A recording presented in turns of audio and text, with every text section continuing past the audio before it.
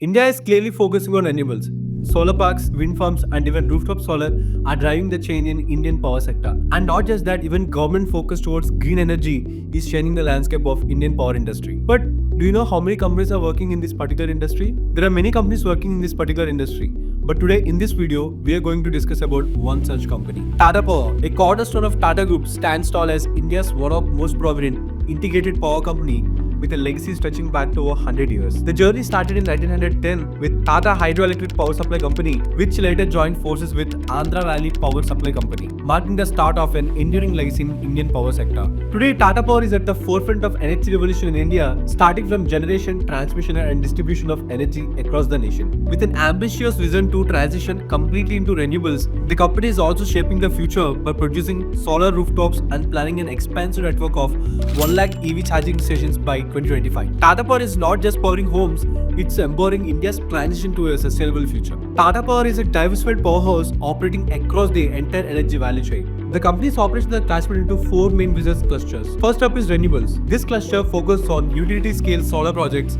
hybrid projects, and other renewable energy assets. It also includes the manufacturing of solar modules and cells alongside a strong solar EPC project. And EPC stands for Engineering, Procurement and Construction. Next, we have New Age Energy Solution. Tata Power is paving way for cleaner and smarter energy with the rooftop solar systems for homes. They also provide electric vehicle charging solutions, helping reducing emissions. Additionally, they are developing microgrids for reliable, decentralized power supply and offering home automation solutions for more efficient energy management. And moving to the next segment, which is transmission and distribution. Tata Power maintains an extensive network of 6,277 circuit kilometers, and they are serving nearly 12.5 million customers across the country in various places. And out of which few cities are Mumbai, Delhi, Ajmer, and Odisha. Next, we have generation cluster. Tata Power generates power from mix of hydroelectric and thermal sources, including coal, gas, and oil. The company operates conventional power plants with a total capacity exceeding 10,000 megawatts spread across the north, west, and east regions of India. Now let's talk about the installed capacity. Tata Power's installed capacity is divided into 2 types: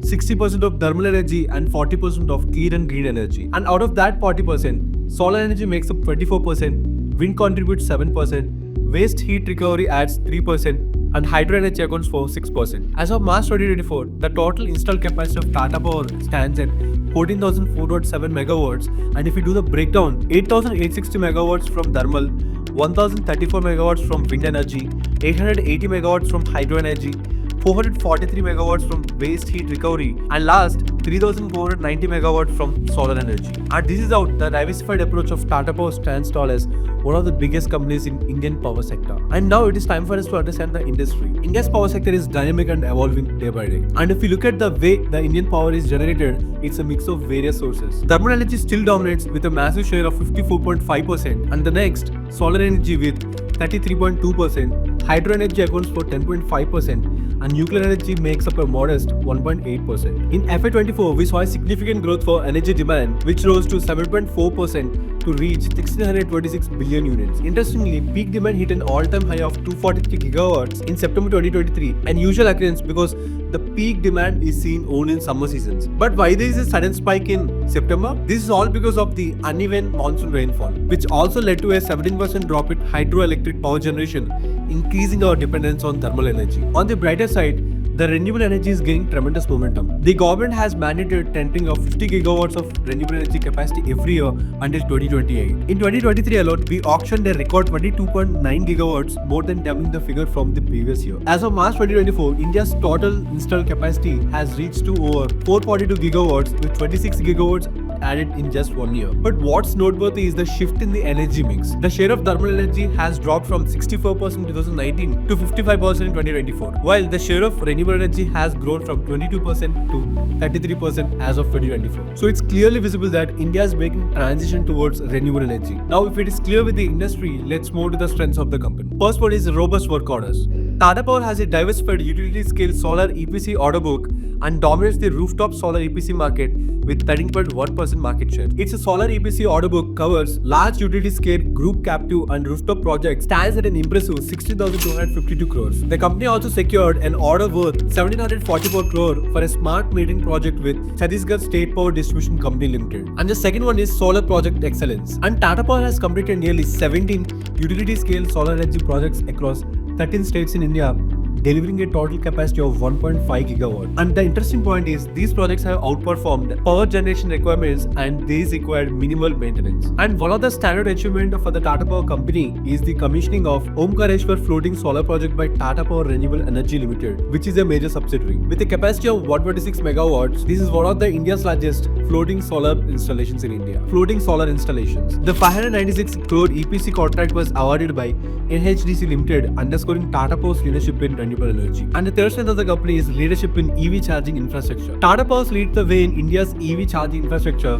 with over 5,400 public chargers, nearly 850 bus chargers, and 86,000 home chargers have already been installed. Its EV charge network includes nearly 1 lakh home chargers, 5,500 public, semi-public, and fleet charging points, and 1100 plus bus chargers and across 530 cities and towns. And the interesting point is, in collaboration with Tata Motors, they are trying to install nearly 200 plus charging stations across the country. And the fourth strength of the company is diversified business profile. As of June 30, 2024, Tata Power has a capacity of over 12.92 gigawatts. This includes around 4.74 gigawatts of operational renewable energy capacity through TPREL, which stands for Tata Power Renewable Energy Limited. Its involvement spans around generation, transmission, distribution, power trading, and fuel supply. And not even that, the ramp up of solar cell and module manufacturing under the TP Solar, which is a major subsidiary for Tata Power, is changing the landscape of Tata Power. It is mitigating the project risks. While the module manufacturing capacity was commissioned in FY24, the actual manufacturing started in September 2024. And the fifth strength of the company is strong financial flexibility. The company is having strong financial flexibility because of this strong and stable cash flows accrued from its business operations, and also the liquidity that the company is having in order to do the repayments in the near term. And also Tata Power, being the part of Tata Group, gives its immense access to the capital markets and banking, and also ensures timely refinancing. So this is all about the strengths of the company. But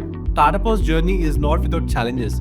So now let's focus on the risks of the company. First risk is Mundra project challenges. The Mundra power plant, once a promising initiative, now faces a lot of setbacks due to the changes in the coal prices. Initially, it is designed to supply affordable electricity with the help of using Indonesian coal. But the project took a hit in 2010 because the Indonesian coal is now linked to global market. This shift has gradually increased the prices of the coal, which led to the financial instability of the Tata Power. Because Tata Power has signed agreement with the government so that it can't increase the tariff prices suddenly. So because of all this, the losses have increased to 700 crores annually. But after a prolonged legal battle, the Supreme Court upheld the original tariff terms, compelling Tata Power to transfer most ownership of the plant to Gujarat government while retaining operational control. Even today, the Mundra UMPP faces under recoveries because of fuel cost mismatches stemming from changes in Indonesian mining regulations. While a fuel cost pass-through agreement under Section 11 of Ministry of Power helps mitigate losses, some gaps remains due to adjustment in coal mining profit. On a positive note, the combined profits from the coal mines and the Mundra power plant are in green now. Tata Power is actively negotiating with off-takers for a long-term compensatory tariff, which could provide a stable solution to cover variable costs. And moving to the second risk of the company, which is the intense competition. The Indian power sector is very competitive with big players like Adani Green, Adani Power, and even NTPC and NHPC. So these players are giving a tough competition to Tata Power. State-owned enterprises actively compete in generation, transmission, and distribution, creating a crowded space. The rise of renewable energy projects has intensified competition as new entrants focus on solar and wind initiatives. Regulatory changes, privatization of distribution and transmission, and competitive bidding for power procurement keep the market dynamic, demanding agility and efficiency. And there is another important risk that we need to focus on, which is the project delays. So for that, we need to focus on the con call report here. In Tata Power's Q2 FY25 con call, they have acknowledged that there are some delays within the project. These delays stem from setbacks in the DCR, which stands for Domestic Content Requirement, and cell manufacturing lines, which were supposed to be executed in Q2 and Q3. However, the company expressed optimism that these projects will be completed in the Q4 of this particular financial year, so which will also result in the robust capacity in coming quarters. So these are the few risks that are associated with the company. But now it is time for us to focus on the financials of the company. Sales have increased from 29,494 crore in 2016 to 61,449 crore in 2024, showcasing a consistent expansion, particularly in recent years driven by operational and market growth. However, OPM fluctuated. In 2020, it is at 23%, while in 2024, it is at 17%. indicating periods of operational challenges and recovery. If we focus on the interest costs, they have remained high, rising from 3,236 crore in 2016 to 4,633 crores in 2024, suggesting a notable debt burden and also the increasing costs. And if we focus on the net profit, it has grown from 786 crores in 2016 to 4,280 crore in 2024. And even the EPS has increased from 2.45 in 2016 to 11.5% in 2024, signaling value creation that company did for shareholders. But the interesting point that we need to focus is on borrowings. Borrowings have remained substantial, increasing from 37,882 crore in 2013 to 58,314 crores in September 2024. So the main reason for the growth in debt is because of the high expansion that the company is aiming for. And the power industry is highly capex-led industry, so because of that, the borrowings have increased. Now it is time for us to focus on the shareholding pattern of the company. The shareholding pattern of the company reveals an intriguing evolution over the years. Promoters have steadily increased their stake from 33% in 2017 to a solid 46.86% by 2021. And in contrast, FIS have significantly reduced their holdings, dropping from 27.26% in 2017 to just 9.15% by September 2024, indicating a shift in foreign investor sentiment. Meanwhile, DIS exhibited a fluctuating trend, peaking at 26.89% in 2020 before dipping to 14.16% in 2023 and then recovering to 16.63% in 2024. And the public participation has surged drastically, rising from 16.18% in 2017 to 27.02% by 2024. And with healthy promoter holding, increased public trust, and dynamic institutional movements, the company's ownership structure reflects its strength aligned with market trends and investor confidence. And now let's focus on the growth triggers of the company. First one is growing demand from the railways and metros. A major growth catalyst for the Indian power sector is the demand from the railways. Indian Railways is aiming for 100% electrification by 2025 and it is also aiming for net zero by 2030. And you know guys, and because of this target by Indian Railways, will increase the demand by 25 billion units by 2025, which means we need to generate extra electricity. And we need extra 25 billion units in the period of 2025 to 2029. On top of that, metro rail projects in India are booming. As of May 2024, a total 712 kilometers of metro rail is under construction and with 1878 kilometers more in the pipeline. This expansion will generate 5 to 6 billion units of incremental power demand from each year from 2025 to 2029. Although metro rail consumption is making a small portion of the demand, in future it will increase its share. And the second one is public support driving growth. And the first one is PM Surya Ghar Muft Bijli Yojana. It was launched in February 2024 and this initiative aims to light up 10 million households up to 300 units of free electricity every month. And even not just that, there are several other schemes like CPSU scheme, and CPSU scheme is being implemented in two different phases. The first phase is introduced in 2015 and the second phase in 2019. They both are aimed at grid-connected solar power across the country. With a viability gap funding of nearly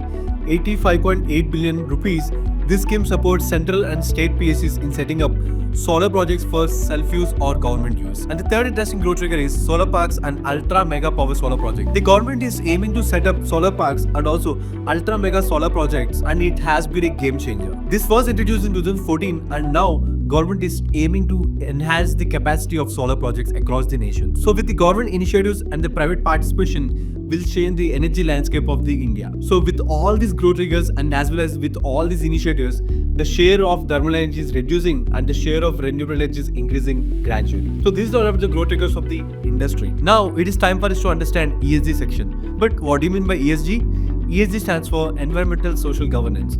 So now let's focus on the environmental section. Tata Power is pledging to become 100% clean and green by 2045, and the company has set a target to reach it before 2045. In 2015, the thermal energy stood at 84%, but now it stands at 60% in 2024. By 2030, this thermal energy percentage comes down to 30%, and by 2045, it will be zero as per the plans of Tata Power. And there is one more important initiative, which is Alingana. Alingana is focused on three interconnected pillars. First one is driving the decarbonization of their own businesses and value chain, and the second one is applying a systematic approach, and third, circular economy approach to reduce resource use and waste. And with all these initiatives, they are benefiting the environment. Now let's move to the second section of the ESG, which is social. Tata Power was recognized at the Corporate Citizen Content Awards for its outstanding efforts in the CSR and the environmental sustainability. Tata Power was awarded the India CSR Leadership Award for 2023 by Indian ESG Summit and Indian CSR. The company has spent nearly 58 crores for the CSR activities. And not even that, the company has a total employees of nearly 23,652. The 7 skills for high sustainable people program hosted over Gyankosh and LinkedIn Learning equips Tata Power employees with essential sustainability skills across 3 proficiency levels: beginner, intermediate, and advanced. Now let's move to the third section, which is the governance. Adaro, a Singapore-based Indonesian mining company, has accused Tata Power of breaching the contract and is seeking $106 million in arbitration. In response, Tata Power counterclaimed $229 million for the non-supply of coal. During the performance of the agreement, the differences arose between the two parties. Adaro issued a notice alleging a breach by TPCL, which was followed by the request for arbitration with an alleged claim of $106 million. To this, TPCL responded and raised counterclaims of $229 million for non-supply under the agreement. And this was mentioned by Tata Power in a regulatory filing. And coming to the governance structure of the Tata Power, there are 2 women directors on board and 6 independent directors on board. So this is all about the ESG section of the company. And coming to the conclusion, Tata Power stands tall as one of the India's most promising and as well as the largest vertically integrated power company. The profits are growth every year and they are one of the market leader within this industry. However, like any capex industry, power industry is also a highly capex required industry.